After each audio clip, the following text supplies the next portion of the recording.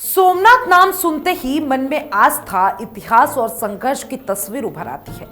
गुजरात के सौराष्ट्र तट पर अरब सागर के किनारे खड़ा सोमनाथ ज्योतिर्लिंग सिर्फ एक मंदिर ही नहीं बल्कि सनातन धर्म की आत्मा है।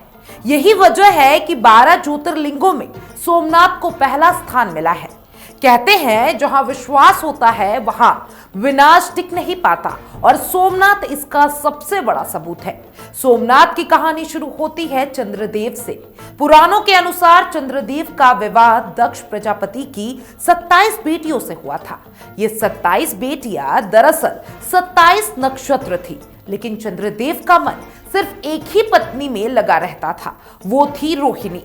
बाकी पत्नियों की अनदेखी होने लगी। दक्ष प्रजापति को यह बात बिल्कुल पसंद नहीं आई। गुस्से में आकर उन्होंने चंद्रदेव को श्राप दे दिया। श्राप ऐसा था कि चंद्रमा का तेज धीरे धीरे खत्म होने लगा। श्राप का असर तुरंत दिखा। चंद्रदेव कमजोर होने लगे। उन्होंने गुजरात के प्रभास क्षेत्र में कठोर तपस्या शुरू की। दिन रात सिर्फ एक ही मंत्र, ओम नमः शिवाय। लंबे समय की तपस्या के बाद भगवान शिव प्रसन्न हुए। शिव ने चंद्रदेव से कहा कि श्राप पूरी तरीके से खत्म नहीं हो सकता, लेकिन उन्होंने बीच का रास्ता निकाला। भगवान शिव ने कहा कि चंद्रमा कभी घटेगा और कभी बढ़ेगा। इसी वजह से आज भी अमावस्या और पूर्णिमा होती है। शिव की कृपा से भावुक होकर चंद्रदेव ने उसी स्थान पर शिवलिंग की स्थापना की। यही शिवलिंग आगे चलकर सोमनाथ ज्योतिर्लिंग कहलाया गया। इसीलिए इस ज्योतिर्लिंग का नाम पड़ा सोमनाथ, यानी चंद्रदेव के स्वामी। मान्यता है कि ये ज्योतिर्लिंग स्वयंभू है, यानी इसे किसी इंसान ने नहीं बनाया, ये खुद प्रकट हुआ है। सोमनाथ मंदिर की सबसे खास बात यह है कि यह समुद्र के किनारे स्थित है। कहा जाता है कि मंदिर और समुद्र के बीच कभी कोई जमीन नहीं थी। समुद्र सीधे भगवान शिव के चरणों तक पहुंचता है। शाम की आरती के वक्त जब लहरों की आवाज शिव मंत्रों से मिलती है तो माहौल अपने आप भक्तिमय हो जाता है। लेकिन सोमनाथ की कहानी सिर्फ आस्था की नहीं है, ये संघर्ष और पुनर्जन्म की कहानी है। इतिहास गवाह है कि सोमनाथ मंदिर पर बार बार हमले हुए। कहा जाता है कि इस मंदिर को 17 से ज्यादा बार तोड़ा गया। सबसे चर्चित हमला महमूद गजनवी ने किया था।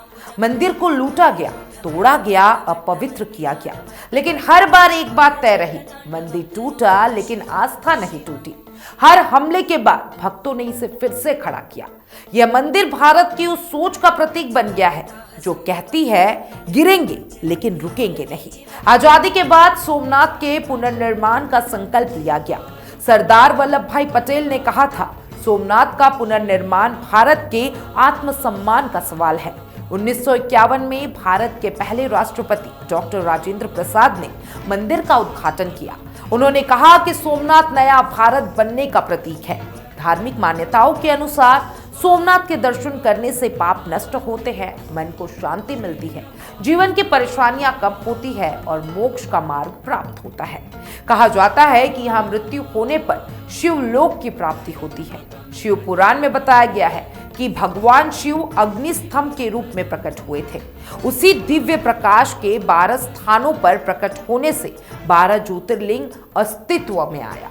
इससे सबसे पहला सोमनाथ माना गया है। आज का सोमनाथ भव्य है, आकर्षक है और उतना ही भावुक करने वाला है। यह मंदिर हमें याद दिलाता है कि समय कितना भी कठिन क्यों ना हो, आस्था संस्कृति कभी खत्म नहीं होती। जिस तरह चंद्रमा घटकर फिर बढ़ता है, उसी तरह सोमनाथ टूटकर फिर खड़ा हुआ। यही सोमनाथ की असली कहानी है, यही इसकी ताकत है और यही इसकी पहचान है।